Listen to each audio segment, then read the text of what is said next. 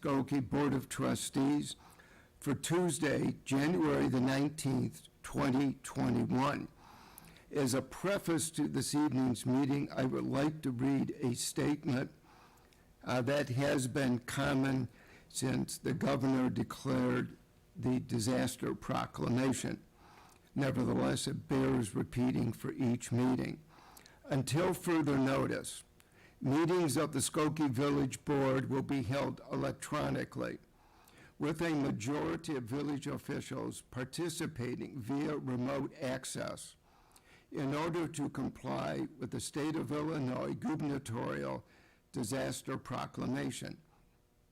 Members of the public who wish to comment on an item on the published agenda or to comment during public comments must submit their statement or question in writing to the village manager's office, and all properly submitted statements or questions will be presented and read during the relevant portion of the meeting.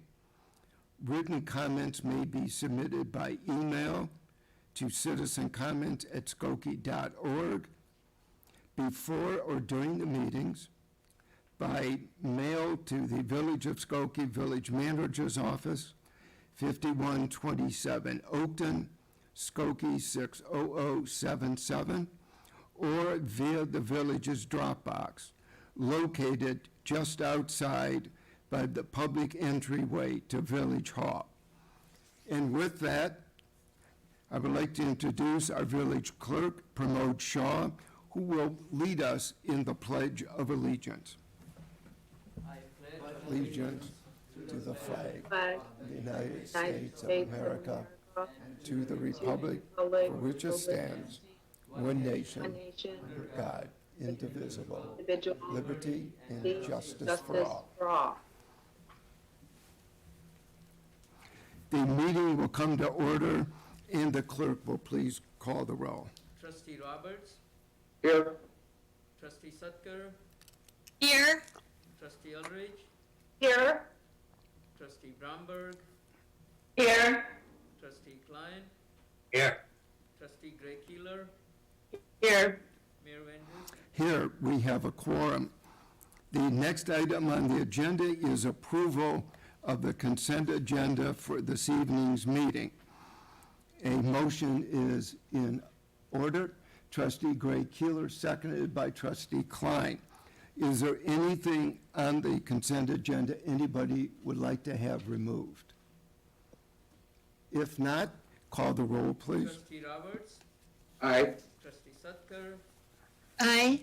Trustee Ulrich, Aye. Trustee Bromberg, Aye. Trustee Klein, Aye. Trustee Gray Keeler, Aye. Mayor Wenders. Aye, the motion passes. I would like to read a proclamation honoring one of the important not-for-profit organizations in the village of Skokie. Terry Shevchuk is with us this evening from the harbor. I would like to read the proclamation and then ask Terry if she would like to make some comments.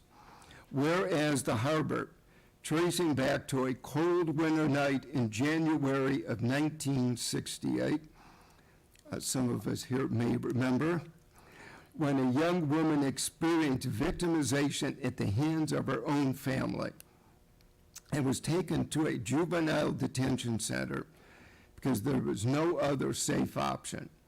And whereas the community banded together to offer a safe place for youth in crisis, and the harbor was incorporated in 1971.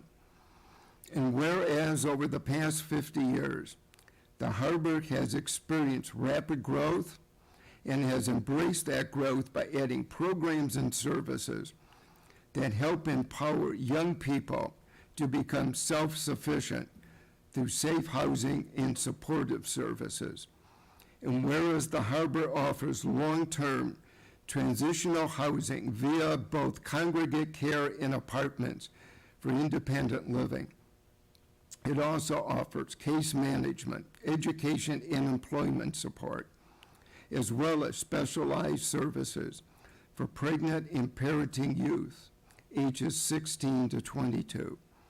And whereas in the past 50 years, the harbor has assisted nearly 4,500 youth and recently added a mobile outreach unit and Harbor 24/7, a text hotline and social media presence to ensure 24/7 access. Whereas the Village of Skokie and its Department of Health and Human Services has worked closely with the harbor over this tenure. Now therefore, I, George Van Dusen, Mayor of the Village of Skokie, do hereby commemorate the 50th anniversary of the harbor in the Village of Skokie and do hereby congratulate the harbor and its staff for their dedication and commitment for the safety and well-being of our youth. On behalf of the Village of Skokie and our elected officials, we wish the harbor much continued success, and we look forward to continuing to work with you, the harbor, in the future. Past this day, 19th of January, 2021. And I would like to thank the harbor for everything that it does. It's one of the most difficult kinds of public service that there is, because you have to give the parent their rights, and at the same time, you also have to provide for the safety of these young people who are in deep, serious crisis. And is Terry Shevchak with us? Yes. Hi, Terry? good evening. Did I pronounce your name correctly? You did. Yes, Okay. thank you. Okay. On behalf of everybody at the harbor, I just want to say thank you to the Village of Skokie, both for this recognition this evening and for your continued support over the years. The whole reason that we're able to celebrate this milestone is because of our community partners. We have a lot of big things in the works at the harbor, and we're just looking forward to our next 50 years of service to youth. So thank you so much. Thank you. And please give your executive director and the board of directors our congratulations and our deep gratitude for everything you do. We appreciate it very much. Thank you. I will. Thank you. The next item on the agenda is our Business of the Year Awards presented by the Chairman of the Consumer Affairs Commission, Joanne Heberlein. Joanne? Hello. Okay, I'm going to read, of course, first, but I want to say thank you to the trustees to recognize some of the outstanding businesses in Skokie. And I personally feel it's an honor to be part of this program. And I also would like to thank my fellow Consumer Affairs Commission members. We had to streamline the process this year, and I just wanted to send kudos to all of them. Biju Krishnan, George Matthew, Anil Pillay, Howard Meyer, Sam Pratap, Ruhul Chowdhury, Ted Levine, Gary Merrill, and Syed Mahmood. And my other thank you goes to the people who submitted nominations for their favorite candidate for Business of the Year. After nominations are received, all the businesses are sent a questionnaire so that we can get to know them a little better. This year, honorable mention awards go to Kaufman Bagel and Deli, Herm's Place, The Crazy Greek, Service Master Restoration, Culver's of Skokie, Saffron Rolled Ice Cream. I gotta go there, that sounds interesting. Tub Pim Thai Restaurant, Weiss Properties, Fiesta Tuxpan, TBK Grill, Gulf Auto Service, Aldi's, and Panera Bread. Now, 3 businesses in Skokie are receiving framed certificates as runners-up. The first is Needs and Wants. who received an amazing 10 nominations.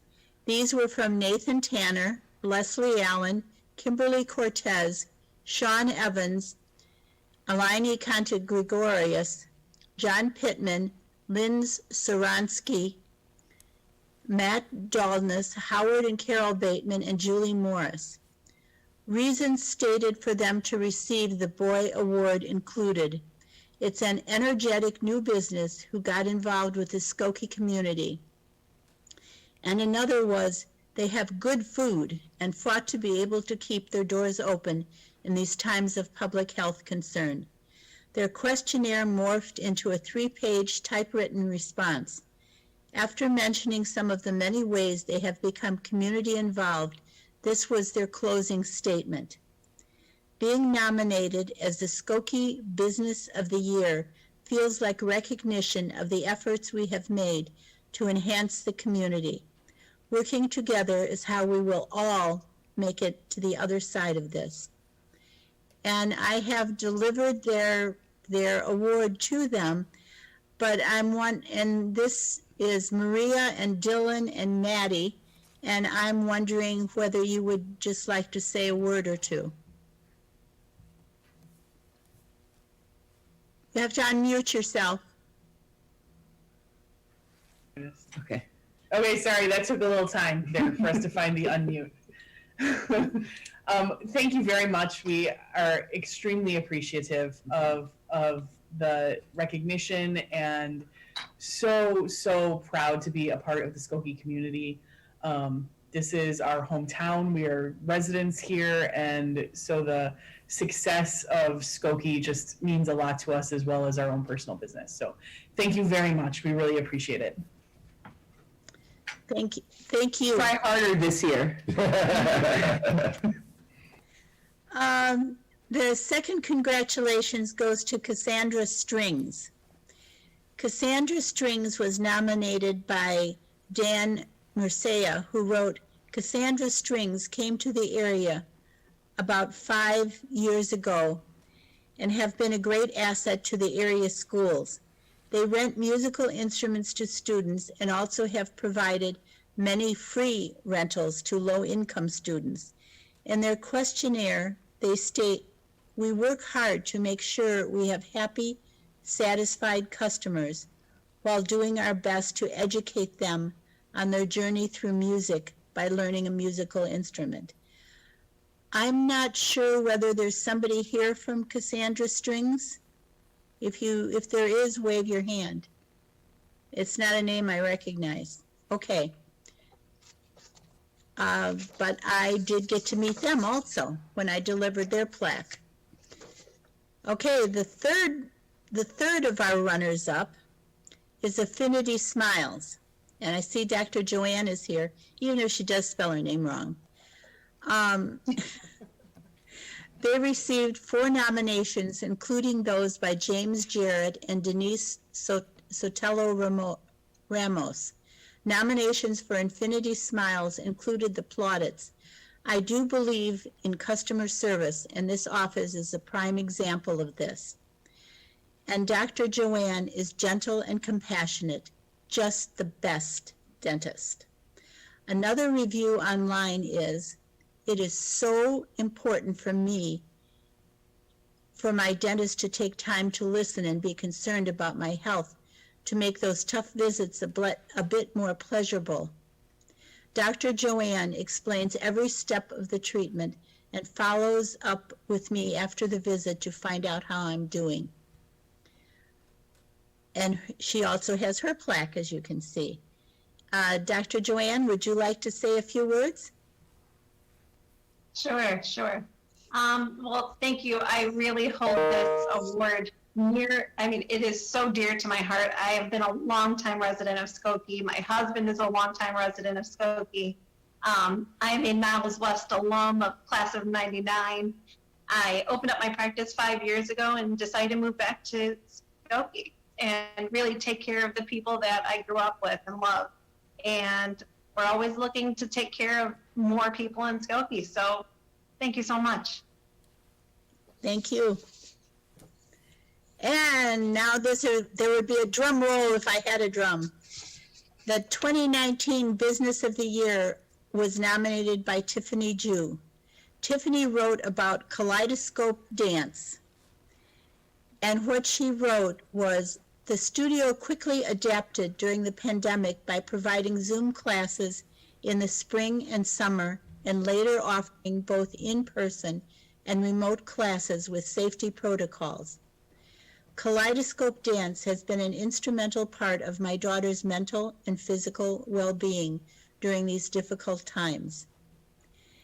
I also was very impressed with some of the reviews that are on Facebook, and they included, the intimate studio is a little slice of dancer heaven that my daughter considers a second home now. The instructors are friendly, fun, and put together the most creative, artistic performances. And another one was, my daughter has been dancing there since she was 2. That's for 12 years. The camaraderie that has been created amongst the dancers is something that will stay with her for the rest of her life. These dancers are her other family. Kaleidoscope mentioned in their questionnaire that they have been a sponsor of Wednesdays on the Green since its inception, headlining 2 to 3 nights per summer and having a teacher on stage to lead participants throughout the evening. They have been Skokie Chamber of Commerce members since their founding in 2004.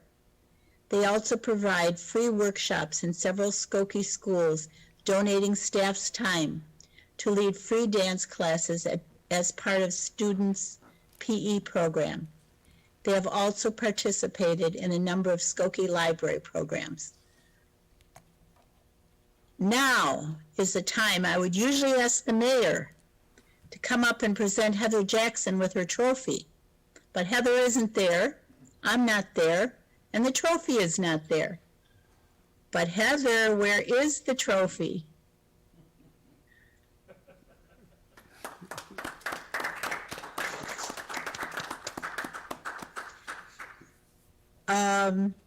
Mayor, before I ask Heather to say a few words, would you like to add any of your own? Well, I would like to congratulate everybody. This last year has taxed our patience and our imagination and our ability to innovate, which is what all of you have been challenged to do.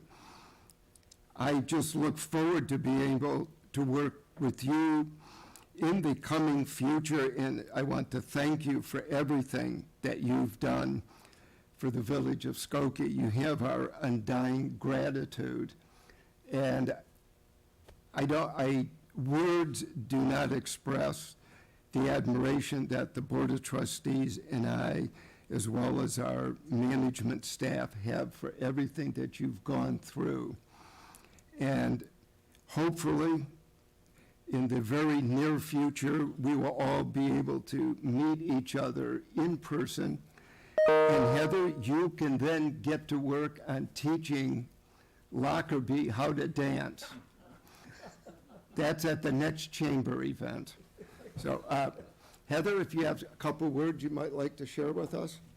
Absolutely. On behalf of the team at Kaleidoscope Dance, thank you for this wonderful honor. I'd like to thank the Skokie Village, the Consumer Affairs Commission, the Skokie Chamber, and the Skokie community for this wonderful honor. I would also like to congratulate all of the other businesses who were nominated for this award. I'm truly honored and humbled to be awarded the 2020 Skokie Business of the Year. 2020 has been the most challenging of my 17 years in business, but one of the most rewarding. When the pandemic first hit, I met virtually with my team, and we knew we needed to be a bright spot in our community for our dancers and their families. We implemented safety protocols, streaming technology to our studios, and most importantly, we sought to play a critical role in the mental and physical health of our dancers and their families. Children need creative social outlets, and we have pivoted multiple times to meet them where they are comfortable and where we can be safe. That's included outdoor dancing, virtual dance parties, home-delivered goodie bags, revamped class curriculum, and a special display of hearts in our windows, one with each of our dancers' name on it so they knew we were thinking of them during the lockdown. Kaleidoscope Dance has always been about community, inclusivity, love, and spreading the joy of dance. I could not imagine Kaleidoscope Dance in any other city. Skokie is a wonderful community to own a business and raise a family. And it's a place where the vision of my studio around the inclusivity and love aligns with the values that Skokie promotes. I'm proud to be a member of this community and play a small part in making it great. I'd like to end by thanking my team for their dedication, hard work, and passion for Kaleidoscope Dance, and our dance families who are the heart of our studio. Their continued support is why we've been able to keep our doors open, and they are why we will continue to provide an amazing experience in whatever way we can. Thank you so much, everyone.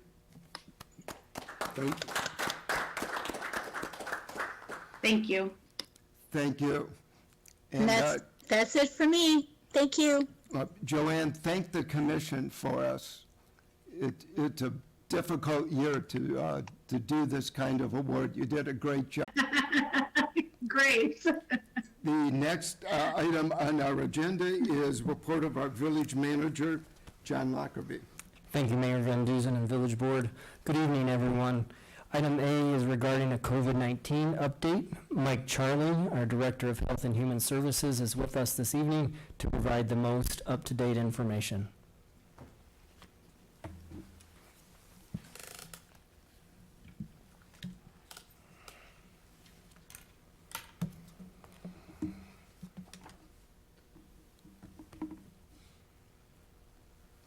So good evening, Mayor Van Dusen and the Village Board.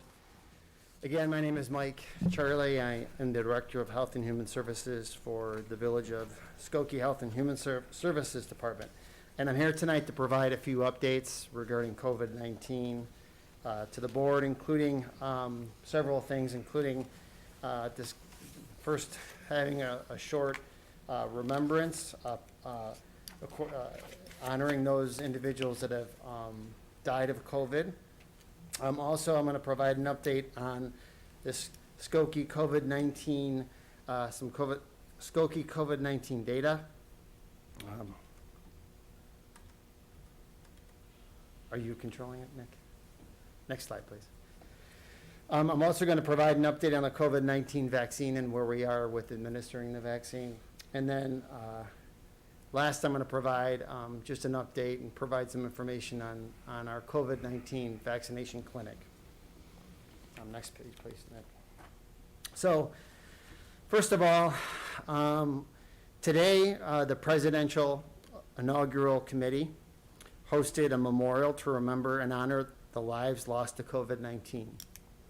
Here in Skokie, Village Hall was lit up in an amber color at 5:30 p.m. to honor the 103 members of the Skokie community that have lost their lives due to COVID-19. We send our condolences and thoughts to Skokie families for their loss of family, friends, and their neighbors. It is important that we honor those that we lost. And throughout the nation, I think we hit 400,000 deaths. So if anybody saw the presentation tonight in Washington, D.C., it was pretty cool. So with that said, I'd like to transition into just providing just general updates on our COVID-19 vaccination plan and what we're doing in Skokie.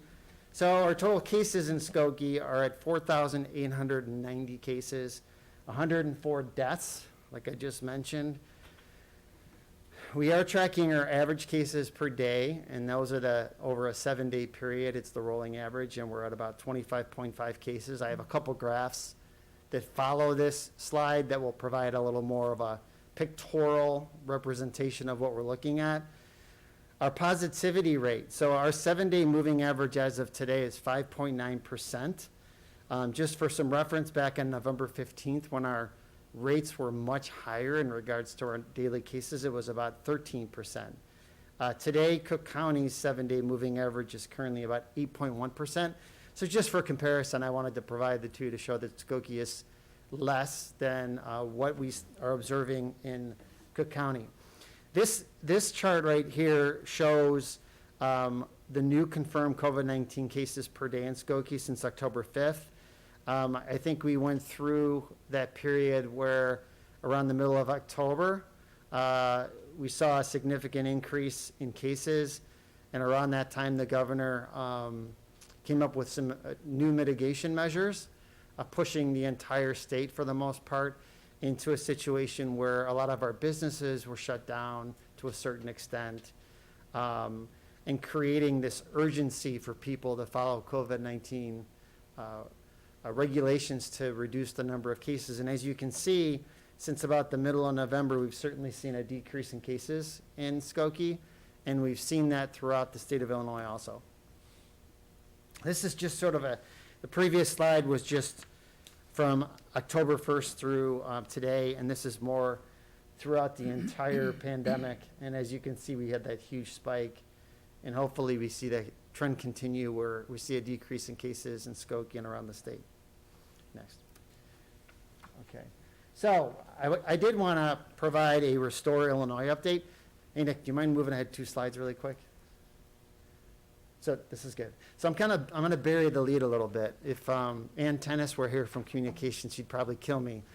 But the first thing I wanted to do is provide, as brief as I can, an introduction into Restore Illinois, just to make sense of everything that's going on. I think everyone, when they see the headlines, are confused about what's a tier, what's a phase, where are we at, what does it mean? So there are currently 5 phases, and I missed phase 5 where it says Illinois Restored. The state has a 5-phase plan where as the level of COVID-19 increases, we go back in the phases to phase 1. And as we see the number of COVID-19 cases decreasing, or the transmission decreasing, we start moving forward from phase 1 to phase 2 to phase 3, and where we're currently at is phase 4. And if we made it to phase 5, which I missed in the slide, I was trying to put this together right before the meeting, we would be what's called Illinois Restored. The only way we're going to get to Illinois Restored is if we have enough vaccine at this point, I would think, where we have herd immunity and the level of the virus is so low that we can go back to normal. So on the bottom of the page there, what you see, which confuses people, is in addition to the phases, there's also something called tiers. And the reason the state established tiers, or resurgence tiers, is what they didn't want to do is go all the way from phase 4 all the way back to phase 3 and start shutting everything down where nobody could leave and there was no businesses open. So what they did is they created these tiers, and as COVID got worse, they would add a resurgence tier to prevent us from going all the way back to phase 3. So currently, and if you can go back 2 slides now, Nick, please. Yesterday, on Monday, Governor J.B. Pritzker announced that Region 10, which is the Cook County region, would move from the most restrictive Tier 3 in Phase 4 back to Tier 2. And why is that? The reason is because the statistics of the data indicators showed that we were improving enough that it was safe to move back to Tier 2. And what that essentially did is it, and you can go to the next slide. What it essentially does now is it subtly changes some of the requirements for businesses and for social gatherings. And I wouldn't be able to, tonight, be able to provide all the different variables with all the different businesses, but just to give you an example of some of the things that are in effect currently in Skokie, is that bars and restaurants, there's not really a lot of significant difference.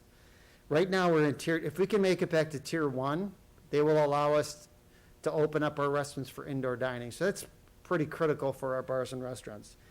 For cultural institutions, they can open again. Household gatherings now are limited to 10 people. Indoor fitness classes are allowed up to 10 people. Meetings and events limit to 10 guests. And sports have to follow measures in the all sports guidelines. So there are subtle changes. It'd be very difficult for me tonight to obviously go over every business category. So just to communicate, we are getting better. We are moving in the right direction, which is good news. If you can go ahead, a couple slides, that's perfect. In regards to contact tracing, we continue to contact trace. We're making efforts to get a hold of close contacts within 24 hours. I think we're doing a really good job in the health department with that. We have some dedicated contact tracers downstairs. So, vaccine update. So, what do we know about vaccine now in the village of Skokie? So, vaccination is going to occur over the next several months. I've said this before, it really is a marathon and not a sprint. We really need the vaccine to be pushed out in order for us to push it out to our residents and to our first responders and to our healthcare workers and everyone else. There are currently just the 2 vaccines that have the the emergency authorization at this point. The vaccine supply is still pretty limited. I mean, we're getting doses, but it's not like we can order as many doses as we want. We're being allocated a certain amount by the state at this point. And I will provide a little more information on how many doses we've received to date, if Nick would go to the next page. So in regards, we've been receiving 2 allocations of 2 separate vaccines. The Pfizer vaccine, we have received, and it's been shipped directly to the North Shore University Health System, where they are now vaccinating Skokie hospital staff and other phase 1 healthcare workers. We also have received Moderna vaccine. We've received 33,100 doses. We will have administered 2,230 doses through tomorrow. 300 of those 3,100 doses received were also transferred to our federally qualified health center. So really, we really don't have a ton left. We won't have a lot of doses left in stock after tomorrow. And all of those doses we have in stock in our freezers will be administered next week at our clinic. So the state does, and this is sort of redundant over the last time a little bit, but just to reiterate it and reinforce it, IDPH, the Illinois Department of Public Health, has set up a phased approach to vaccinating the public. And what a phased approach is, and you can skip to the next page. To go over the phased approach, there's several different sub-phases in Group 1, 1A, 1B, and 1C. And then there is also Phase 2.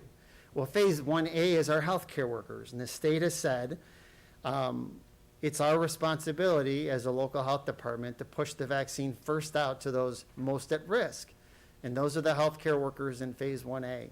They then said that the second riskiest group is the people in Phase 1B, which include persons over the age of 65 and older and frontline essential workers.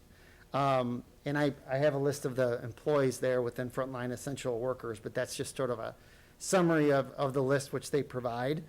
In addition, then there's Phase 1C, which is persons 16 to 64 with underlying health conditions and other essential workers.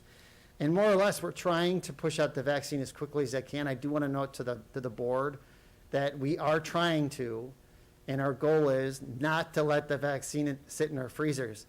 If it sits there for more than a week, we're not doing a good job. So we are trying to push out the vaccine as soon as we receive it, which is really a huge priority for the Health and Human Services Department. You can skip to the next page.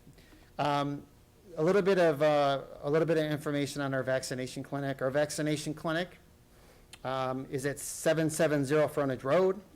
This is a map again. The circle is Village Hall. The arrow is where it's located. In regards to some of the process updates, I wanted to talk a little bit about sort of the process we're going through to get people registered to vaccinate. So within the last week or so, with the help of Nick White in the village manager's office and a lot of key team members, we created a registration page where any Skokie resident can visit this page. It's located on the village's COVID-19 page and register to be notified when they qualify for a vaccine. And what we will be doing is, as soon as we know we're transitioning from, say, group or Phase 1A to Phase 1B or Phase 1B to 1C, we will be notifying Skokie residents that they can now go onto the Skokie website and register to actually schedule a time to receive the vaccine. Through, I don't know, about 4:30 today, I believe, we had about 11,800 residents registered into the system. It's a huge amount of residents within a short period of time. We also are continuing to use Skokie e-news on the website and trying to push out information to the public the best we can. This, again, is an overview, sort of a overview of our point of dispensing operation. If Nick can go to the next page, please. This is a picture of it before anything's happening. Obviously, no one's there. I think I was there by myself one morning when I was dropping off something. But you can see that people will walk into the clinic.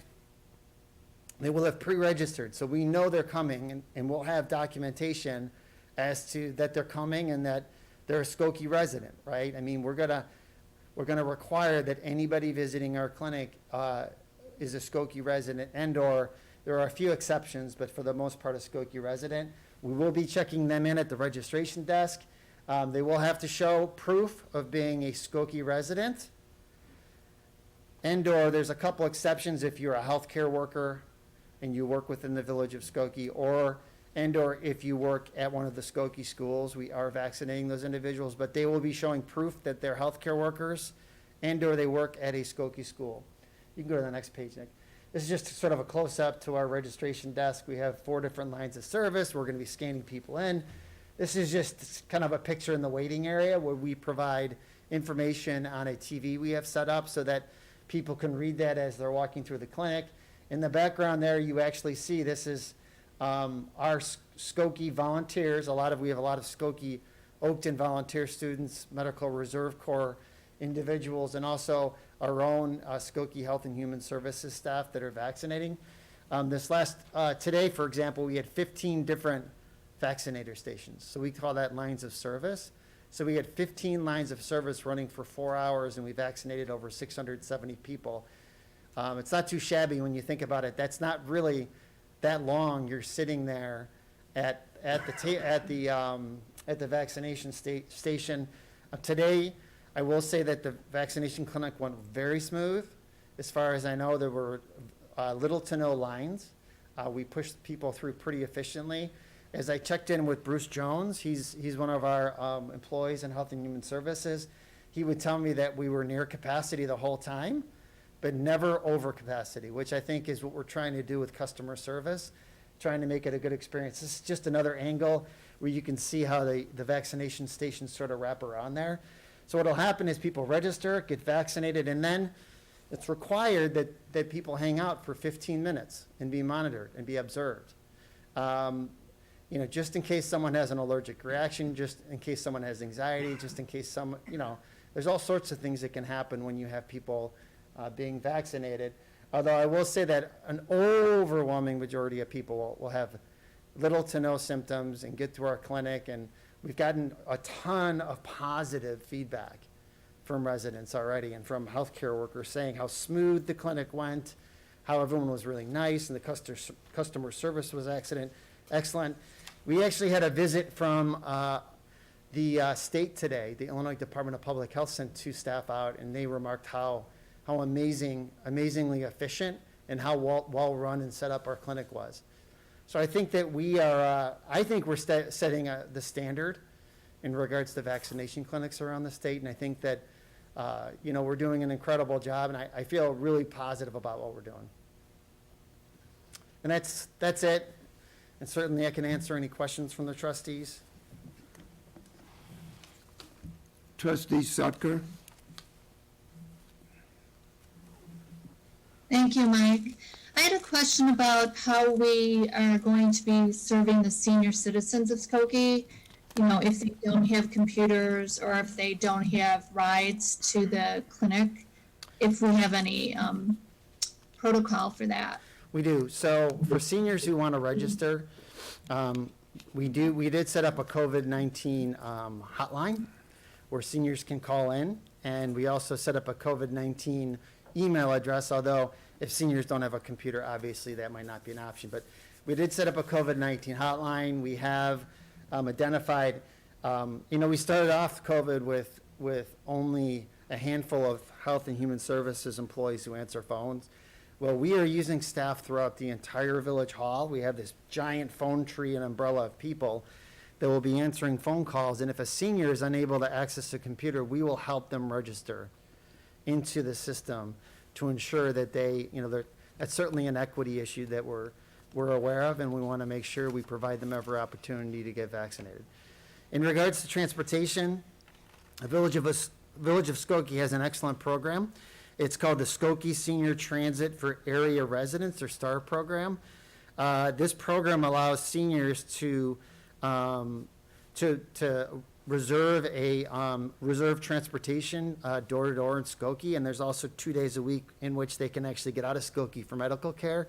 There is a small fee for seniors, and that program is run through the Health and Human Services Department, and they can certainly visit the Skokie website and or call Health and Human Services to get more information about that. There's also an ADA paratransit service that's run through the RTA. That's a program which certainly people can also look into, although I think the STAR program is something that's local and an excellent service for Skokie residents. Thank you. So the STAR program is still running through the COVID. Do they limit how many people are allowed on it, or? I know it's still running. I don't know what the limitations are on the transport, Trustee Sutker. Okay. Well, thank you very much. You're welcome. Trustee Klein. Hello, thank you for your report. In your report, you stated that you received 3,100 doses, of which will be gone by tomorrow. When do you expect your next shipment, and how often are you getting it?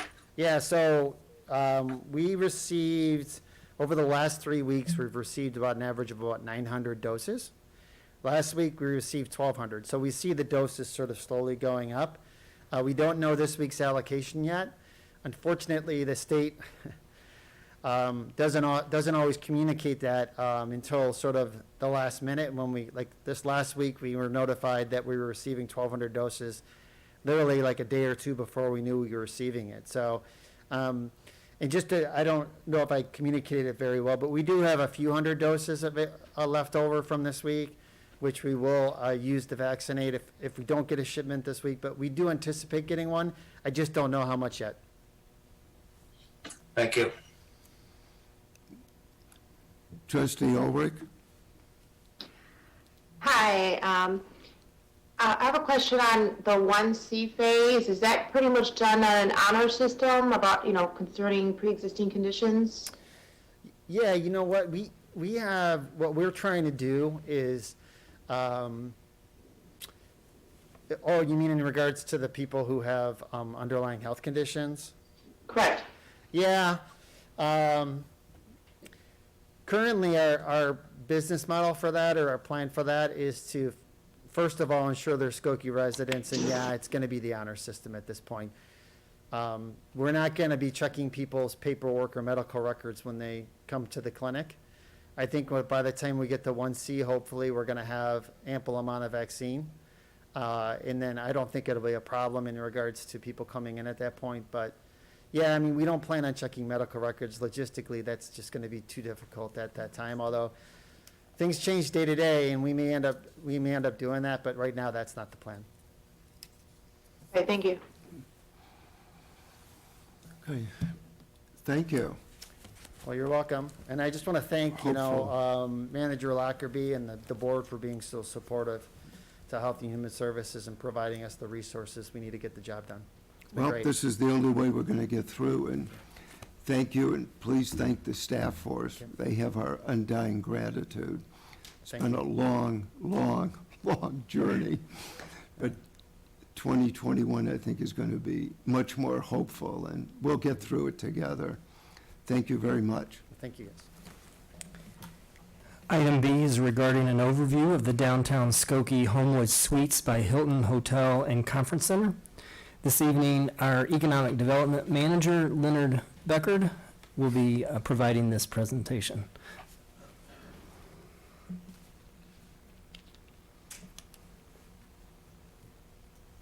Thank you. Welcome. I appreciate the opportunity to discuss the downtown Skokie Homewood Suites Hilton and Conference Center. Next slide, Nick, if you don't mind. I thought it would be helpful to talk about some background relative not only to the hotel, but also to the Illinois Science and Technology Park, as well as the community as a whole. For decades, residents throughout Skokie have been adamant and very vocal and supportive of downtown development. That's been evidenced through community surveys as well as community forums, and that's constantly what we're hearing in economic development. We need downtown Skokie to be vibrant. We need it to be more active, not just 9 to 5 Monday through Friday, but also on evenings and weekends. So with that being said, the former G.D. Searle Pfizer facility closed in 2003 and was sold to Forest City Development in 2004. The village worked with Forest City to create a master plan for what would be a state-of-the-art science and technology park that would not only serve Skokie, but the region, the state, and the United States. In 2005, a master plan was approved by the village board that outlined some parameters as they would pertain to the park. One of the big accomplishments was the 2012 unveiling and completion of the downtown CTA station, and other items relating to infrastructure, master planning that went entirely through the process. Village leadership, and this might seem a little bit disjointed, but village leadership, and I'm getting to the point here, was also very focused on Lincoln and Oakton, the Desiree site. Through an RFQ process, request for qualifications, in 2017, we received 7 responses. One of the responses was from E&M Development, which is developing the Hilton Hotel. They were not chosen for that location. The board went with the 8000 North project, which is just about topping off. So that's where we landed today. Concurrently, in 2017, American Landmark Properties purchased the tech park from Forest City Development. Next.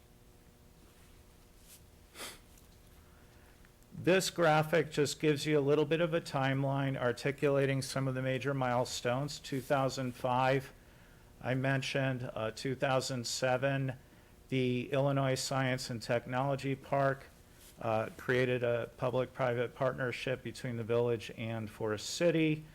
The CTA station, you could see the environmentally sustainable Floral Avenue project, 20 homes, very successful, completed about 3 years ago. The 8000 North project, and also the hotel development, which not only includes the hotel, but adjunct developments, which I'll get into in a minute. Next. So as mentioned, the tech park is clearly one of the most important job centers in Skokie, the region, and the state of Illinois. 2 million square feet upon completion of the tech park, really focusing on biological, life science, and clinical research and office space, and really is serving as a catalyst, not only for downtown Skokie, but the village as a whole. The hotel will help enable the tech park to expand their tenant roster by creating an opportunity that currently doesn't exist in Skokie, and really help expand the presence of downtown into becoming a 24/7 destination. Employment today is 1,600 people, which is about at the level at full employment back when it was a manufacturing facility, and that is expected to more than double by the time the park is completed. Brings hundreds of international visitors, Again, this is not as prevalent with COVID, but international visitors and collaborations annually. And the open space in the park is, at build-out, will be 36%, or 8.2 acres, and that's available to the community tenants as well as visitors. 20 companies call the tech park home, and you can see some of them here.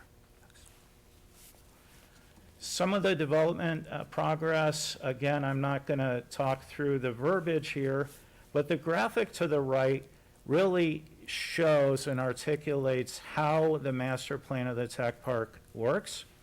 The blue buildings currently exist. The yellow building is 8030 Lamont, which is a 146,000 square foot life sciences building that has recently been rehabbed on the exterior, waiting for a tenant. You see a red line that connects the north to Oakton, which is to the south. That's part of the transportation network and the traffic flow. The open space that's maintained in the middle of the park. And then along Oakton Street, the block which is to the west of Lamont, all the way to Niles Avenue, is what's being contemplated. You can see a little bit of the shadow of the former Sanford Brown building that will be demolished for the hotel, and I'll get into that in a second. I also want to mention that there are currently no development plans other than the hotel on that block. Annie's will remain in their current space, so I just want to make sure that that's loud and clear. Next. So talking about the hotel and kind of some of the benchmarks, preliminary steps, again, going back to 2004, E&M, actually, the developer of the hotel, we've been working with for over 4 years. E&M came to the village expressing an interest in a downtown hotel in 2016. In 2017, the Skokie Economic Development Commission approved their economic development strategy. One of the key items included a more vibrant downtown and a possible hotel. In 2017 and 2018, again, going back to the Lincoln Oakton proposal, the village and the developer conducted market feasibility studies for a hotel. And it was proven in both studies by two different firms that this type of product was needed in the village as well as specifically in downtown. Fast forward to 2019, E&M continued to work on the project with village staff and lockstep really since 2016. And there was a significant financial gap that was proven up by the developer. The only legislative way we can bridge that gap is what's called tax increment financing. So the village began the process of approving a small, developer-driven tax increment financing district for the hotel for the completion of the 8030 building as well as a parking garage, which I will articulate more in a minute. So on August of 2019, based on the 8,000 North project, the hotel, and other residential developments, townhome developments, condo developments, a 40-unit apartment building that is nearing completion called the Boulevard on Skokie Boulevard, we invited the development community and residents. We sent out over 3,500 postcards inviting the community to an open house. It was very successful. Next slide. And you could see some of the marketing was up all over town. You could see some of the quotes and very strong support we've gotten from the business community in favor of the hotel and how important that will be to their business. Next.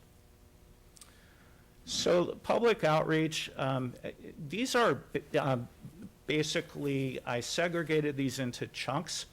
So the TIF district has a whole series of processes that are mandated by state law. Consultant was brought on and validated that the TIF was applicable. And there's a whole litany of state statutes, but basically showing a decline, obsolescence, and a reduction in property value in the area. What's called a joint review board meeting, which is basically all of the taxing jurisdictions, met in July of 2019.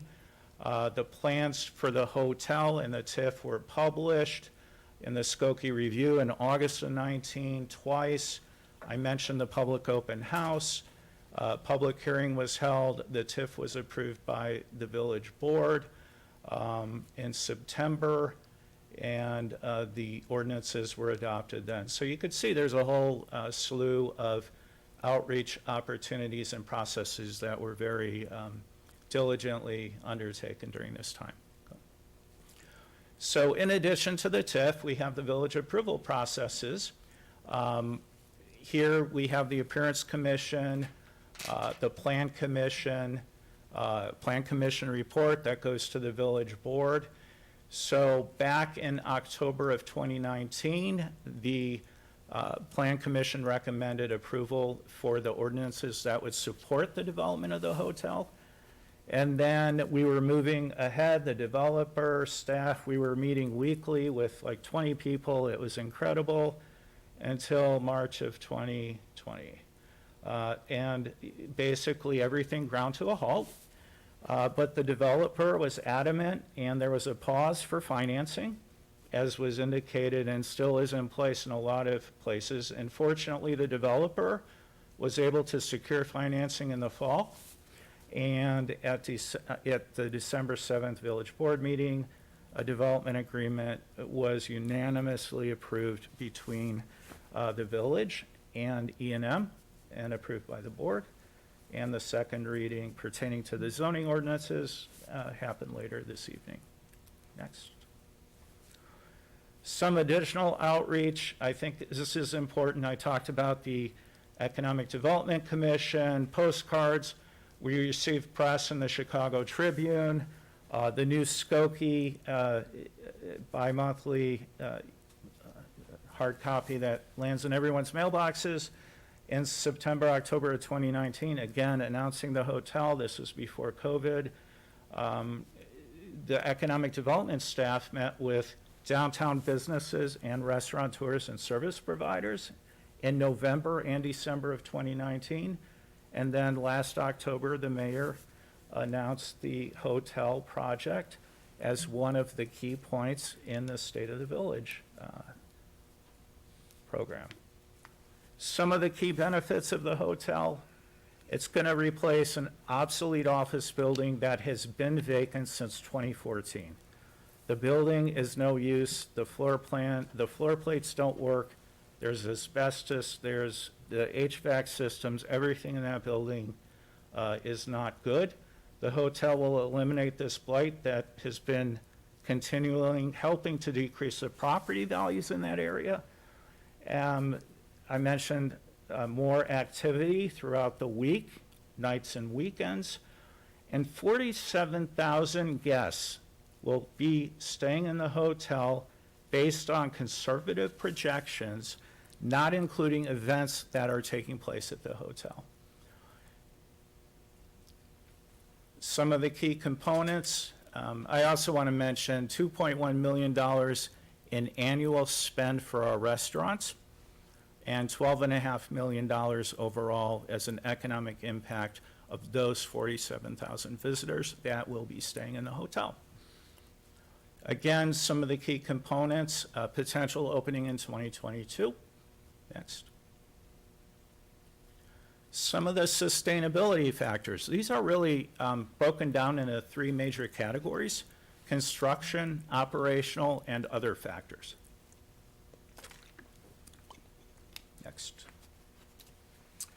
So the developer has provided, and we have reviewed, that the building is adopting multiple guidelines set forth by numerous agencies, and specifically as they are stated in our sustainability plan. They meet the Illinois Energy Conservation Code, Hilton brand standards, the latest and greatest construction materials, low emission lighting, energy efficient HVAC systems, stormwater retention that meets the Clean Water Act. The entire construction team, from the architects, engineers, subcontractors, have all made a commitment to implement these environmental best practices throughout the construction and every step of the process leading up there. Accountability is here, and how to best recycle any excess materials. Next. From an operational standpoint, this is really Hilton's mantra. They are one of the industry leaders and addressing climate change, best practices, constant training, water stewardship, low flow irrigation, bathroom fixtures, plumbing, reducing waste, including food waste, using full-size dispensers for all of those little tiny plastic bottles that everyone likes to hoard and just sit there for years. But full-size toiletry dispensers, active food donation program, and sourcing locally. Next. So here are some of the other factors. The parking garage, which will serve the hotel, it will serve the village. Those are the two key points. The current parking situation at the tech park, the existing garage, which is off of Searle Parkway, is full. The park is full. Not everyone drives, but those spots are allocated. The new parking garage will support future employment growth at the tech park, in addition to the hotel and the village. The footprint, if you were to lay out what was needed for the hotel and the village, that would consume 4 acres of land. The parking garage basically consumes about 3/4 of an acre, a little bit less than that. Again, the public parking is badly needed in that area downtown. The obsolescence, and the hotel will actually be the same footprint as what's currently in the current condition with Sanford Brown, the existing office building, although it will be moved to the corner. Next. Other factors, planning practices encourage density in core urban areas. It meets, the development clearly meets our complete street guideline in accordance with our sustainability plan. The built-in capacity of our street grid pattern system, the walkability impacted by this development will allow cars to move freely as well as pedestrians. Peak hotel traffic will occur on nights and weekends, not competing with weekday work schedules. And the location is extremely strategic as it affords opportunities to the Skokie Valley Trail, CTA Yellow Line, biking, bus, and the traditional automobile. Next. So I want to conclude the presentation, and this is important, looking at Skokie's affordability housing profile. In 2016, the village has achieved 19.9% affordable housing stock, which is double the amount mandated by the state. We have the second highest rate of affordable housing in the North Shore area. And you can see the chart. Niles is number 1, we're number 2. And the latest data is from 2016. The chart shows 2011, 2016, and the various communities surrounding Skokie. The village has distributed $23.4 million since 1975, specifically for low-income housing assistance for both homeowners as well as renters. We continuously monitor housing trends to ensure and we maintain our affordable housing stock. And since 2010, we've budgeted between $45,000 and $125,000 per year for our home improvement program. And the reason for the discrepancy there is due to carryover money. We have money, and some years, unfortunately, we don't have enough applicants. So with that, I conclude the presentation and open it up to any questions. Okay, one technical point. When the joint TIF board meets, that includes the schools. Correct, Mayor. So the Joint Review Board includes District 69 in this case, District 214, the Park District, the library, and there was support for the project. District 69 supported the creation of the new TIF. So it was a unanimous vote at the Joint Review Board. It was very favorable in the fact that, you know, the school districts are really concerned about adding additional school population to capacity that they might not have. And this hotel project does not generate any kids for either 69 or 219. Great. Let me ask, just introduce Mark and Emily. I think everybody knows Emily and her junior partner, Mark, in the project at E&M. Trustee Ulrich, did you have a question? I saw your hand up. Yes, thank you. So, correct me if I'm wrong about this, and by the way, thank you for doing this. I wish I would have known about it before I looked up my records on dates, but I've been a bit flabbergasted by the recent complaints we've had by residents about this. My records showed that we had voted in October of 2019, I believe for the hotel plan site, and even before that on the 8,000 project. The 8,000 project, if anything, we've gotten complaints by residents of how long it's been taken due to COVID and what other factors that had occurred. It was delayed. I don't recall, and again, correct me if I'm wrong, anybody complaining about sustainability or big box issues anytime during any of the meetings, our TIF meeting as well. We originally had problems with District 269, and they then complied or were satisfied with our compromises.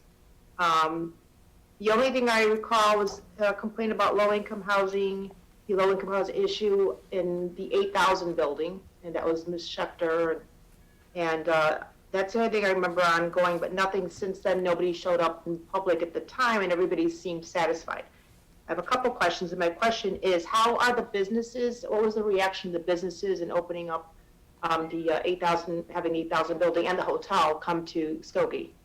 The Trustee Ulrich, the response has been extremely positive. A lot of the restaurants are benefiting directly by, there's at least 100, 125 construction workers on the site. And the fact that the building is going up so quickly, they're just ecstatic, not only for 8,000.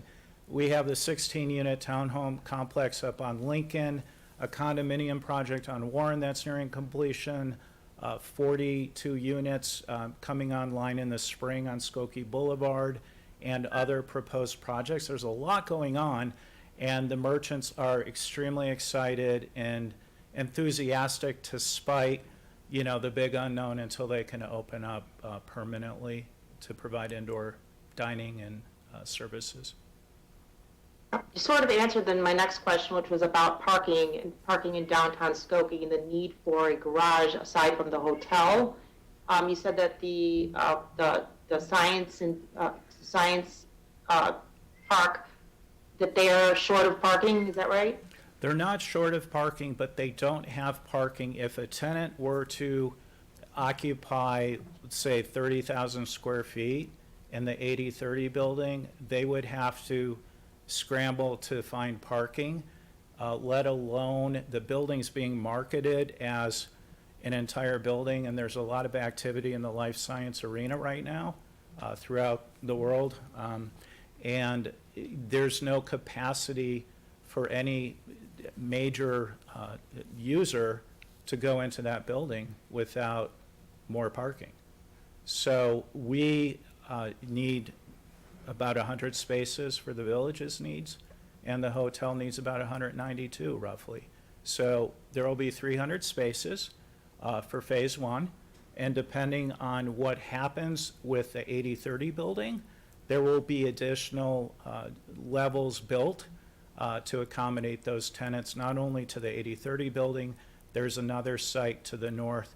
And again, thinking about doubling the employment at the tech park, you could understand why there's 3 garages actually part of the master plan for the tech park. The third one being north of Searle. And I've met. In terms of the impact of, I know we had the mailers that went out, and again, I don't believe we had any complaints about this, about the low-income housing, not very much the time anyway, but do you have an idea about the impact of the hotel and the 8,000 building on our low-income residents and their taxes, for instance? Yeah, the hotel, I mean, it's a hotel. It really shouldn't have any impact whatsoever. It's a commercial entity. But there are numerous options, as I articulated. We're 19.9% in affordable housing stock. So, you know, it is available in the community. So I think that's, you know, the proof is in the pudding. Like to be number one. Can't have everything, I suppose. Thank you. Okay, Trustee Roberts, did you have a comment or a question? Thank you, Mayor. Len, just to follow up, you know, I want to thank residents who've written us emails recently, and there was one video sent to us by Mr. Johnson, and I know I, as well as all my colleagues, read and consider all of our residents, but I'm going to vote for this project tonight, and some of these environmental criticisms, Len, I just want to ask about, I think you mentioned it, but I mean, the footprint for the parking lot, or if it was a parking lot, I just want to emphasize what you told us tonight and what you're telling the residents in terms of the footprint is extremely small compared to a parking surface lot. Trustee Roberts, that's correct. I mean, to accommodate 300 spaces, we need about 4 acres. And parking lots aren't real conducive to anything other than parking cars, and they're not pretty, even if you put trees. I don't know if Matt wants to add anything. He's, okay. But, you know, again, the efficiency, the urban core of downtown, this is the most prudent way to go. I mean, they're just clear. Well, and what I consider, and this has been one of the most scrutinized and most publicly commented upon development that I've experienced while I've been on the board. We've been at this for a few years, and I've not heard any criticism until recently of the environmental impact. And when I think about this development, what I also think about is, you know, we are now a very highly mobile population, and this is in the spirit of a transit-oriented development. I think many of the employees and guests of this hotel are going to take public transportation, or they're going to be Ubering or taking the Pace bus to O'Hare Airport. They're going to be going on the L to Cub games, or maybe even for your White Sox fans, to the South Side. There's going to be many people that never set foot in a car that will patronize downtown Skokie and work in downtown Skokie. And there may be residents. We have about 6% unemployment, at least in November. We have 2,000 Skokie residents that I would love to have a job in the tech park. And there's going to be high-paying jobs available. Some may not be. Some may be entry-level. But why drive to another suburb in your car when you can walk or bike to work or take public transportation in downtown Skokie? I see many environmental benefits to this project, and I wonder if that's kind of what you're hearing from the developer and from people in terms of employees and guests that will be staying at this hotel. Trustee Roberts is spot on. And, you know, not only do you have the jobs at the tech park, but you have hourly entry-level positions, and you have a whole career continuum available at the hotel, but also at the tech park. And the more diverse our employment base is, the lower our unemployment will be. And it also will drive people, those that might want to work part-time, who are married or their partner works full-time for whatever reason, and they want to pick up extra work. These are the opportunities that, we need to continue to drive in the community. Thank you. Trustee Sutker. Well, and I also think I recall that when they did this study about bringing the hotel here, that one of the things they found was that people that were visiting the Illinois Science and Technology Park were staying at hotels in other towns. And that was kind of upsetting to me, given that, they could stay in our town and visit the Illinois Science and Technology Park. So is that correct, that that's what we found out from? Right. Trustee Sucker, and it's interesting because the feasibility study pre-COVID, going back to 2017, said that the suite type of hotel project or product that included a separate bedroom and a living area was in the highest demand, number one. Number two, had the highest average daily rates of any product. So people are gravitating away from small hotel rooms and they want it to be more like a home.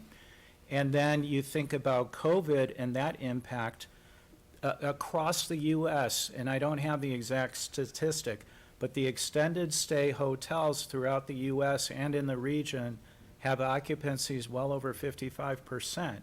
And when you consider a lot of hotels are still shut down, that is the best performing sector in the hospitality arena.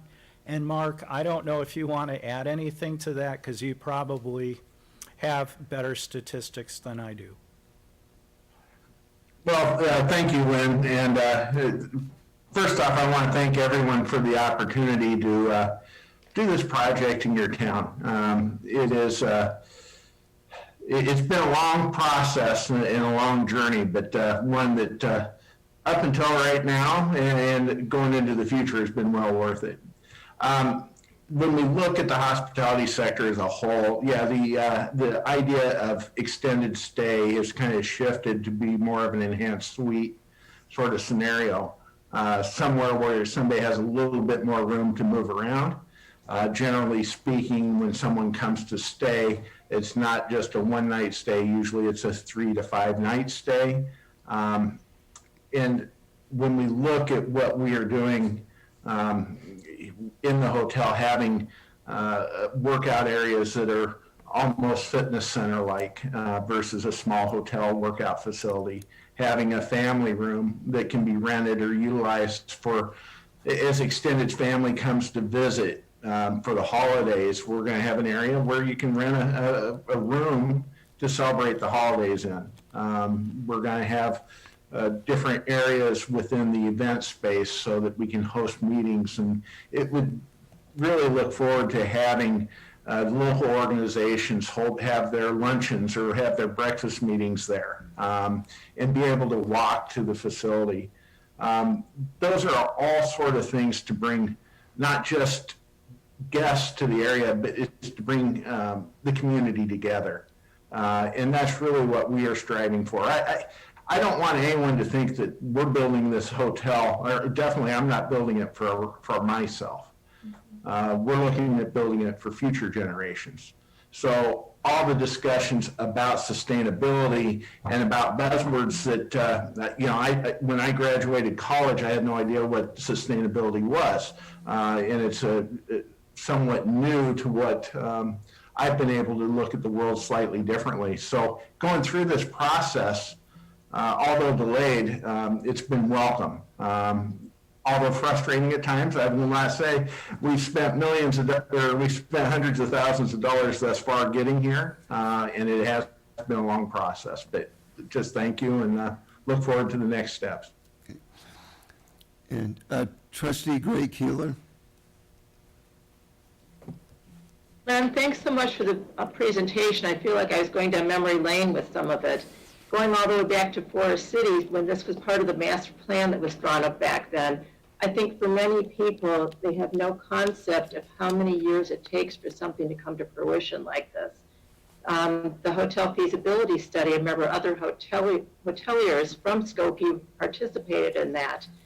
The Complete Streets, the Economic Development Commission, so much has gone into making this happen, and just thank you so much for bringing that all to the public, and really looking forward to this hotel. Thank you.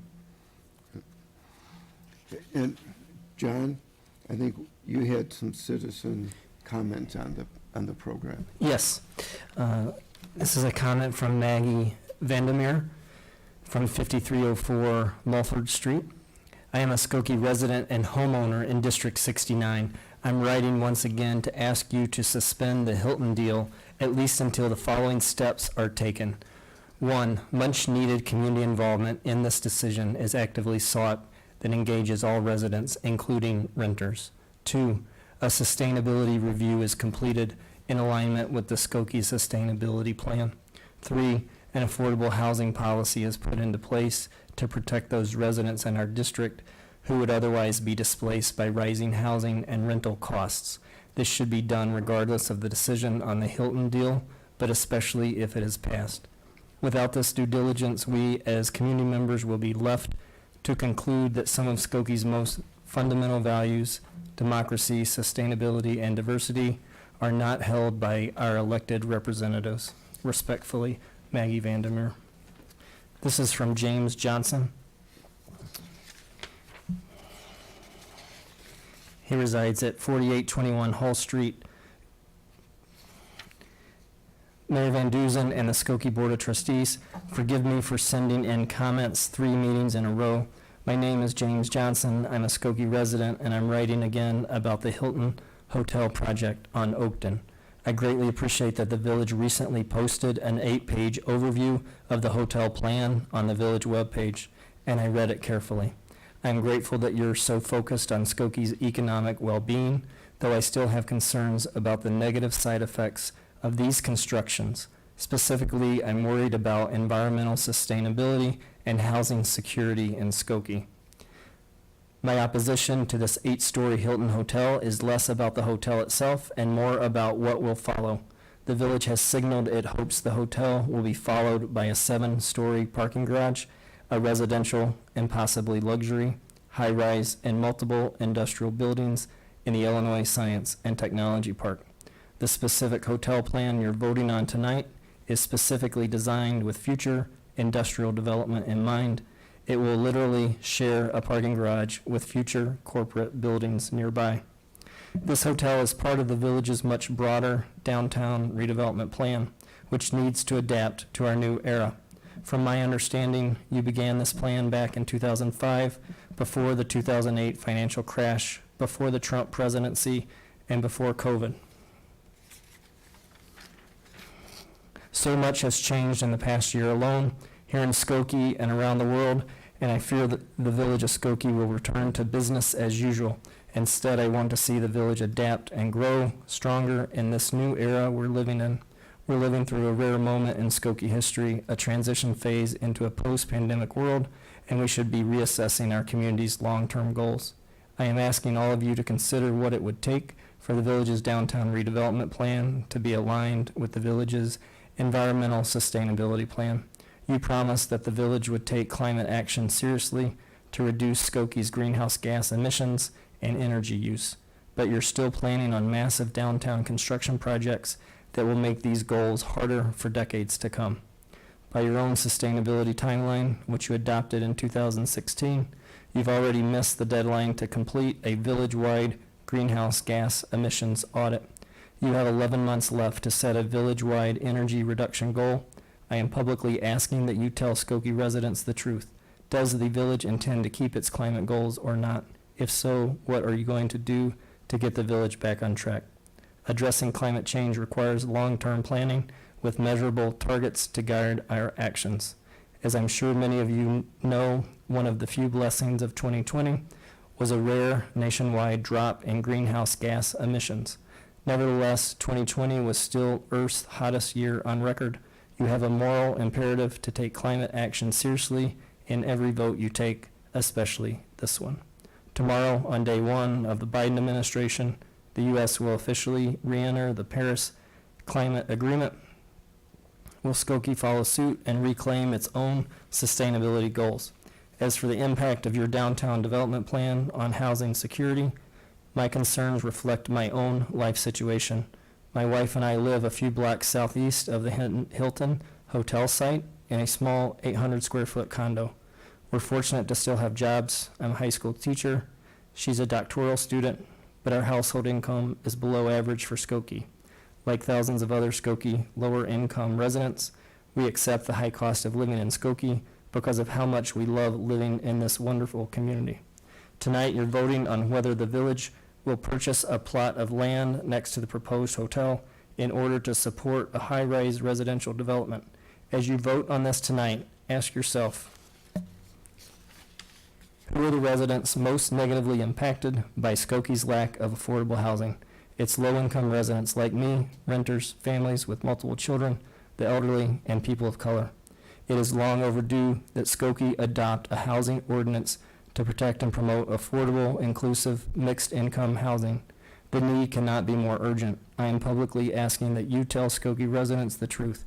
Will the village continue to support luxury developments on village-owned land, like the 8,000 North building under construction downtown?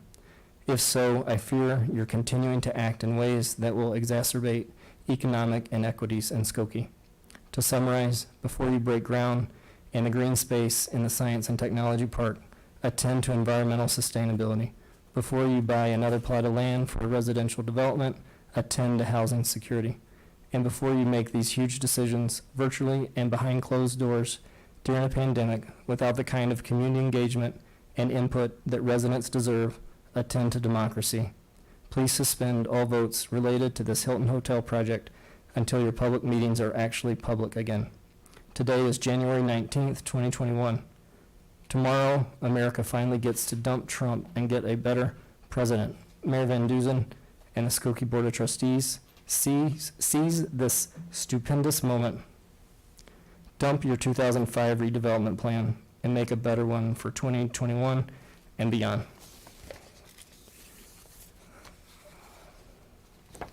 The next one is from Matt Timken. He doesn't provide his address. Dear Board of Trustees, Mayor, Corporation Council, and Village Manager, Skokie proclaims itself as a welcoming place for everybody, but this slogan has not been upheld by village leadership in regards to economic development projects. It appears that the village is interested in fast-tracking the Hilton project and accompanying parking garage without sufficient citizen engagement.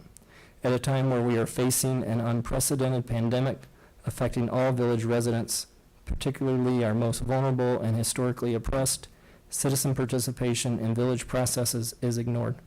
Over the last several board meetings, residents have sent in public comments asking for further review and engagement on the Hilton project and additional luxury apartment buildings, only to be completely ignored during and after the meeting. While I can fully appreciate the need to speed up economic development downtown, we must be thorough and transparent in regards to housing, insecurity, and environmental impact. We cannot delay any progress made towards climate change and must ramp up our efforts to stop the negative effects of the damage we have already done to the planet. The village has not followed through with its current sustainability plan and has not made much progress towards the next environmental plan. These new projects pressure the affordable housing prices while also taking up green space that should be preserved for the village's health and well-being.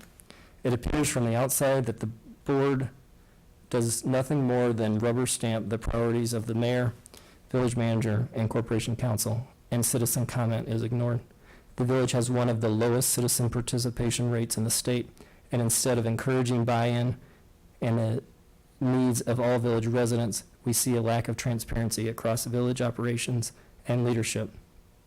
I ask that you suspend the Hilton project and the parking garage plans, as well as other plans in the works for industrial buildings and luxury apartments, and allow for a robust program of review and comment by village residents.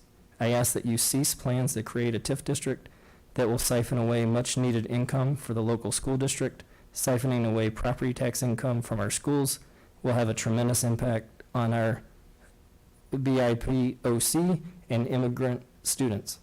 We should be doing all we can to drive equity and anti-racism training, education, and recruitment instead of looking for ways to incentivize wealthy corporations to build in Skokie.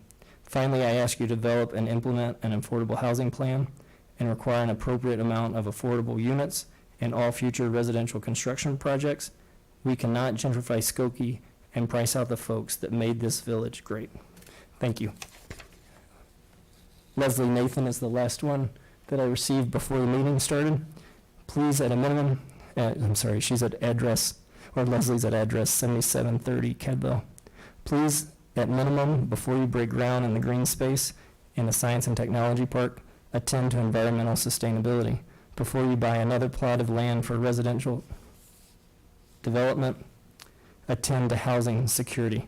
And before you make these huge decisions, virtually and behind closed doors during a pandemic, without the kind of community engagement and input that residents deserve, attend to democracy. Please suspend all votes related to this Hilton hotel project until your public meetings are actually public again. And that's all the citizen comments. Okay, thank you. John, for the record, you want to clarify that nothing came in during the Just meeting? did. Just did. Should be spoken.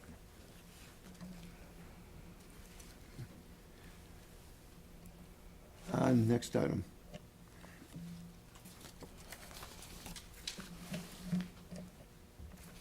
Item C this evening is regarding a community development block grant neighborhood enhancement program.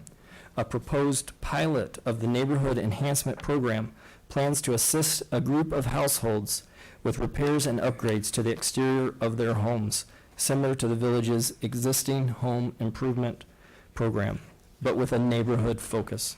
The purpose is to impact multiple homes within a neighborhood, making needed improvements to properties and enabling one collective building rehabilitation project to impact multiple households and broaden the return on investment of Community Development Block Grant, or CDBG funds.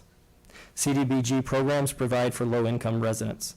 The pilot program will assist income-eligible households with energy efficiency and/or safety improvements, creating more suitable living environments for all households. The program invests in housing within the village, which is an important part of ensuring our affordable housing is maintained. Carrie Haberstich, one of our urban planners and CDBG grants administrator, is the person who spearheaded this project, and I concur with staff's recommendation and respectfully request mayor and board approval of the neighborhood enhancement program. A motion would be in order. Trustee Gray Keeler, seconded by Trustee Roberts. Are there any comments or questions? Trustee Roberts? I just want to applaud Carrie and the village staff.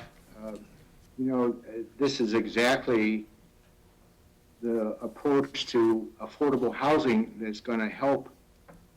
It's going to impact, I think some of the statistics that there's been over 400 units of housing that have been rehabilitated to the programs like these that are proposed. And this is only going to enhance those programs. So we are actively working on affordable housing, and we have. And the work that we've done over the past many years has led us to be the second highest percent of affordable housing in the northern suburbs. And I'm very proud of that, and I'm very proud of the staff that continues to innovate and to add and enhance our affordable housing programs. So thank you, John, and thank you to Carrie. Well said. I will second Randy's comments. I'm really grateful, Carrie. Call the roll, please. Trustee Roberts, Proudly, aye. Trustee Sutter, Aye. Trustee Ulrich, Aye. Trustee Bromberg, Aye. Trustee Klein, I too am proud to vote aye. Trustee Gray Keeler, Aye. Mayor Vendus. Aye, the motion passes. And I did want to introduce, with us this evening is also the chairman of the Skokie Plan Commission that held hearings on the hotel project and gave the village board a recommendation. So Paul Luke, thank you for everything you've done to help us. That completes my, I'm sorry, item D was approved as part of tonight's consent agenda, and that completes my report this evening. Thank you. This evening, we have a couple items under the Corporation Council's report. Michael Lorge. Thank you, Mayor, trustees. Good evening, everyone. I'm joined tonight by James McCarthy, a member of Corporation Council staff. I'm also joined tonight by Matt Brandmeier and Paul Luke, who will be available to answer any questions concerning the Plan Commission cases that are on my agenda. And we're also pleased to have with us Mark Meyer and Emily Meyer, as mentioned before, who are available to answer any questions from the developer's point of view. Item A on my report is an ordinance which was heard on first reading on October 22nd, 2019, as the Plan Commission report, and which was approved by the Plan Commission unanimously. It's up for second reading tonight. This ordinance is for a zoning map amendment. It will reclassify the zoning for a portion of property commonly known as the north 11.45 feet of the east-west alley, north and adjacent to 4930 Oakton Street, which is part of the CX Core Mixed-Use District, and it will attach it then to the B6 Downtown Science and Technology District. This property, which contains a portion of a concrete paved public alley, will match the zoning of the Illinois Science and Technology Park located directly to its north and will eventually be redeveloped into a private street. This new private street will service both the Illinois Science and Technology Park and the anticipated Homewood Suites development to the south. It was determined by staff that the B6 zoning designation is more suitable for this property. Mayor, I request board action on this ordinance tonight. A motion would be in order. Trustee Roberts, seconded by Trustee Bromberg. Call the roll, please. Trustee Roberts. Aye. Trustee Sutker. Aye. Trustee Ulrich. Aye. Trustee Bromberg. Aye. Trustee Klein. Aye. Trustee Gray Keeler. Aye. Mayor Vendus. Aye, the motion passes. Item B on my report is an ordinance which was heard on first reading on October 22nd, 2019, as a Plan Commission report, and which was approved by the Plan Commission unanimously. It is up for second reading tonight. This ordinance will vacate a portion of public right-of-way, including an east-west alley located north and adjacent to 4930 Oakton Street here in Skokie. The property measures approximately 16 feet by 369.89 feet.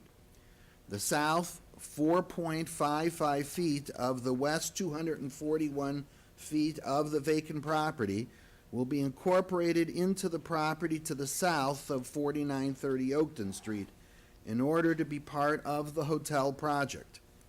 It is anticipated that the remainder of the south 4.55 feet of the alley will be sold and redeveloped at a later time.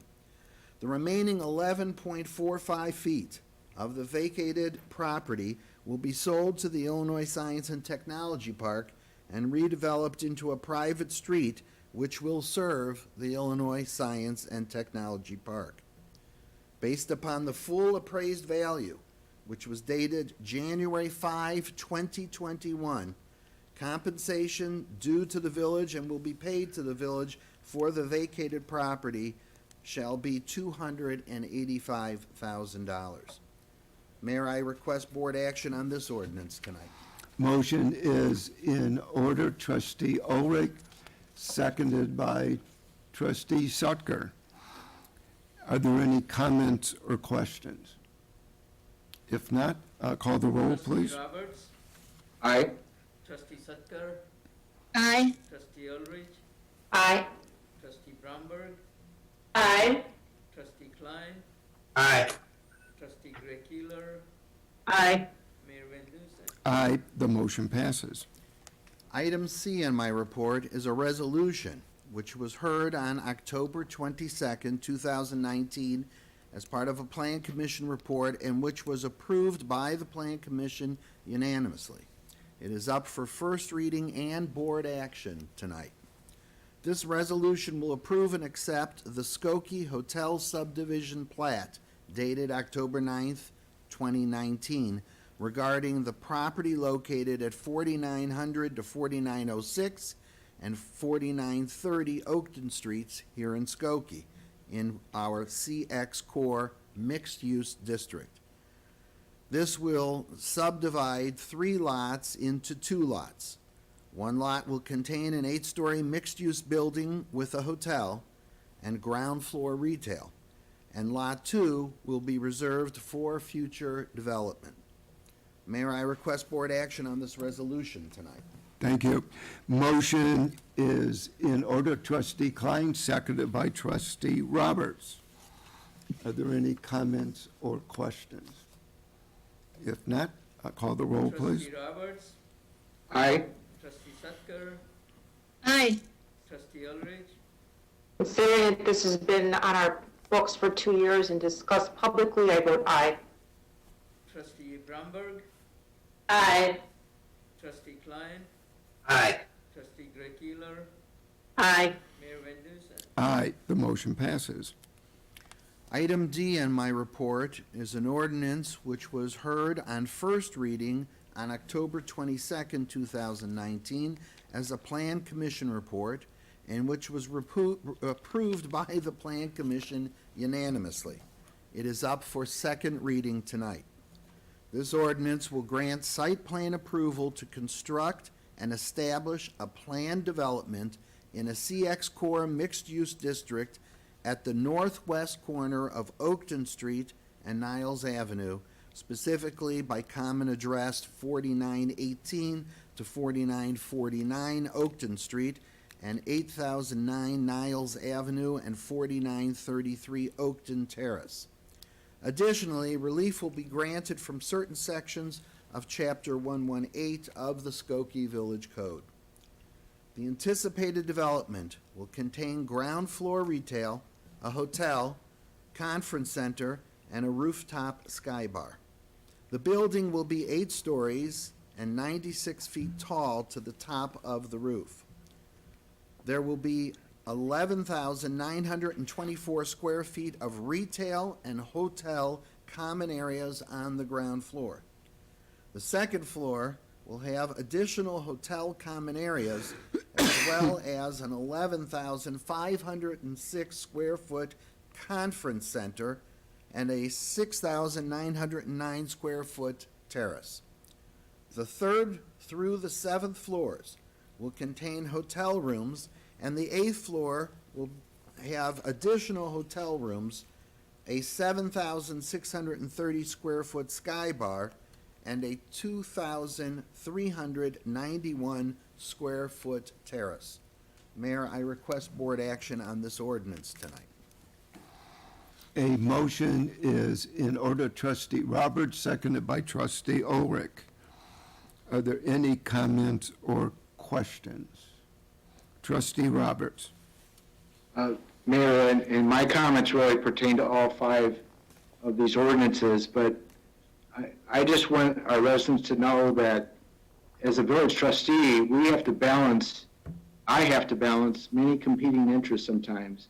And when I evaluate this project and what it will do, we're not debating tonight affordable housing in Skokie. We're not debating the sustainable environmental plan for the village. We're focused in voting on a very specific project. It's not park property, it's private property. And I'm very pleased with this development. I think it's good for our economy, and can be viewed and is not harming our environment, and I think helping our environment. It's going to help our tech park bring high quality, high paying jobs and support their parking needs. We're going to have a beautiful hotel that will support that tech park. There will be employment opportunities for 125 individuals. In a time during the pandemic, when our businesses downtown are barely holding on, it's going to support our business community by infusing $12 million a year to help those businesses. I know our staff and I know our commissions. There's the most ardent environmentalists I've ever met on our village staff that ensure that this project will comply with all the rules and regulations regarding our environment. And our planning commission members and our appearance commission that have reviewed this. This is a project that's good in all ways for Skokie. And is the reason why I'm going to vote aye on this and all 5 ordinances tonight. Thank you. Trustee Ulrich?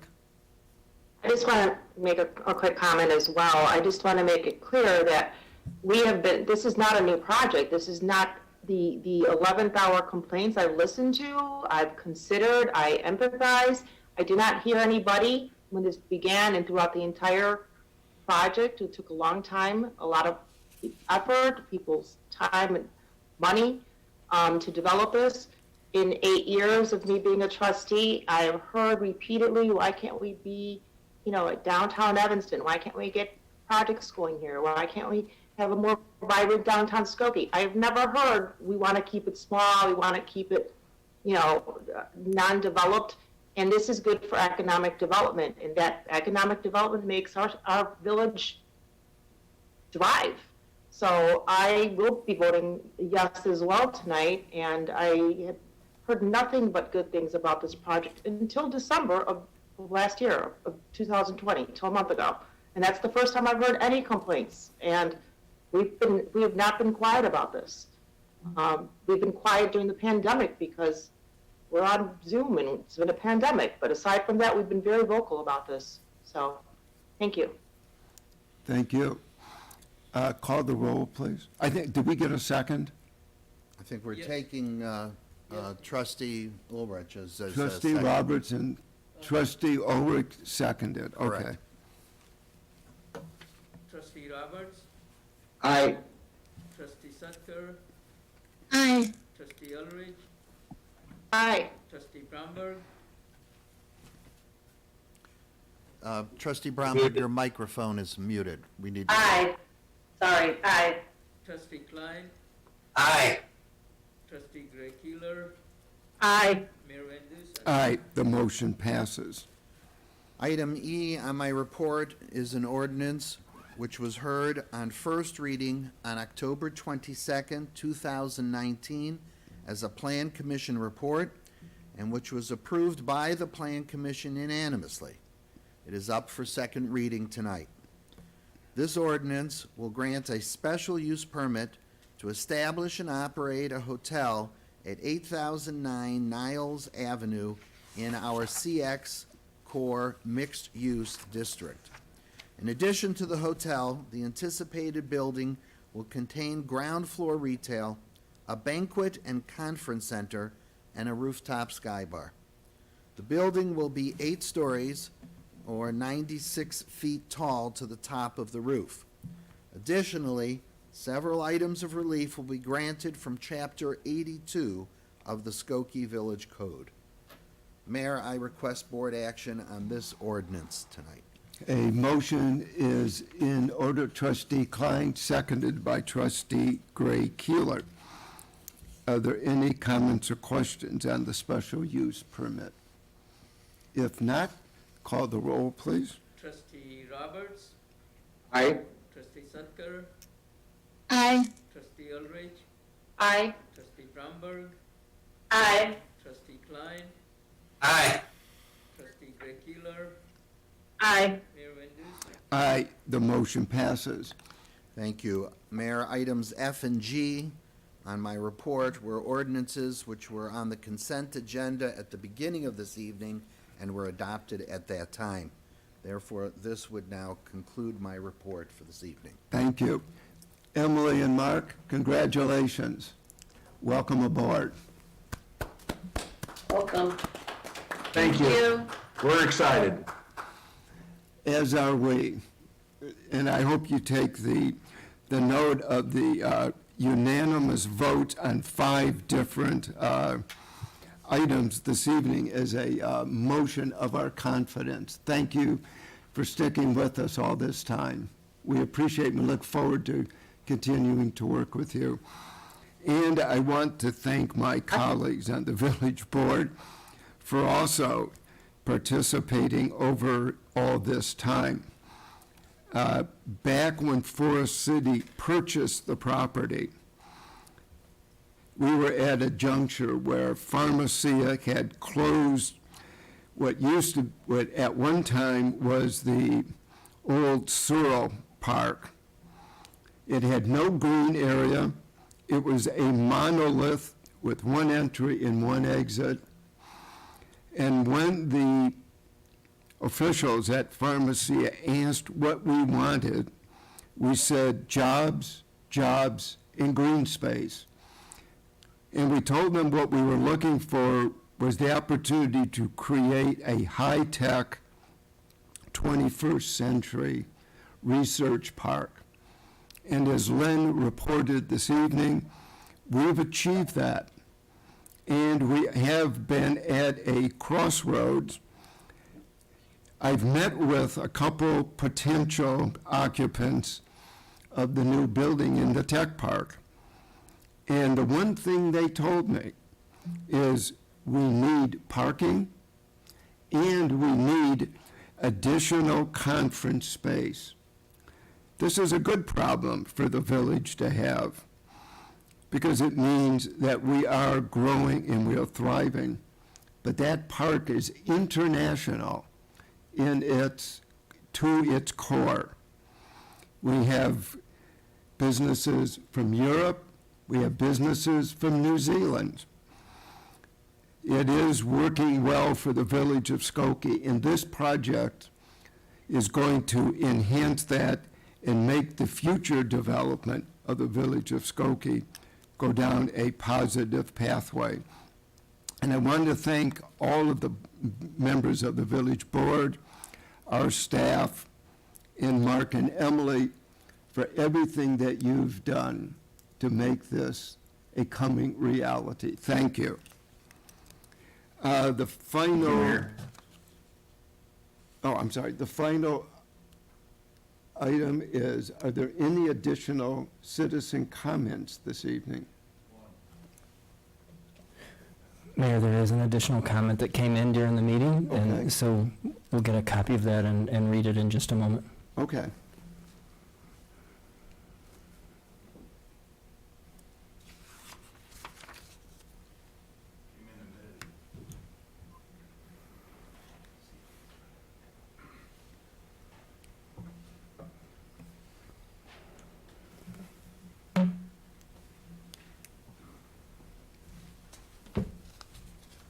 Thank you.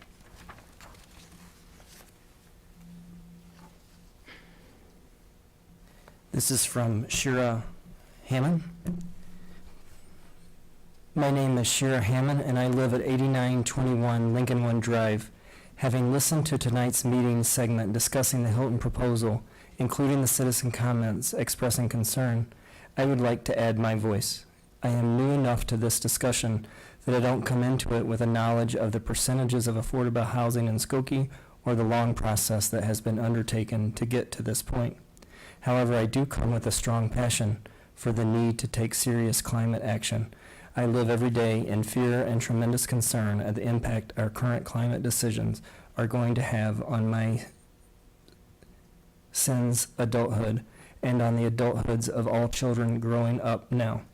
I also moved here from Chicago, where I saw TIF districts, frequently used to strip resources from the schools and park districts, often benefiting wealthy businesses at the expense of the lower income people who attended the public schools. I was concerned that the village's presentation did not specifically address the village's sustainability plan and what impact this will have on it. I was concerned that the hotel's emissions were not mentioned. I was concerned that the estimated dollar amounts anticipated to be contributed by the city from the TIF district were not verbally stated, and that the only potential impact on low-income residents that was mentioned was rising property values, when the dollar amounts that will be contributed by the city to parking lots and making the hotel viable are dollars that can't go to other services those people need. Without any of those things being mentioned, this doesn't feel to me like a balanced presentation. I am also concerned, as the other citizens who wrote were, at the fact that this is not truly a public meeting, since it requires knowledge and access to technology and knowledge ahead of time of where to write in order to comment, and also just ability to be present that may be hard for people who are struggling financially and struggling otherwise with the impacts that COVID has had on their lives. Thank you very much for your time and attention and for the significant effort I know that you've put into this project and that all of you commit to this town. I am nonetheless concerned about the things I have mentioned and wanted to make sure they were given voice in this meeting. Many thanks. And we thank her for her comments. And if there are, okay, Trustee Bromberg, it's your turn this evening. Motion to adjourn. We are adjourned. Thank you.